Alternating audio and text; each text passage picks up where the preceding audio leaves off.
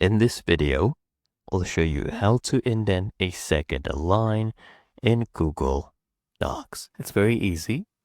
So what you need to do is come here, click on Format at the top here. You see a bunch of options. If you don't see the options, it's probably because you're in full screen mode. So if you are on full screen mode, you just need to press Escape to show you the controls. There we go. So go here to Format, and we see this option, Align and Indent. Once you hover over this, you get more options. Click on Indentation options.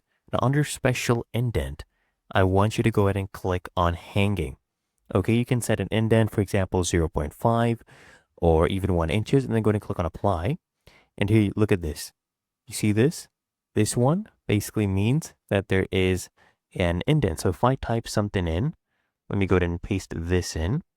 There we go. We see there's a hanging indent, right? So the first line is completely normal, and then the second line, it starts to indent. And there you go. Really that easy and simple.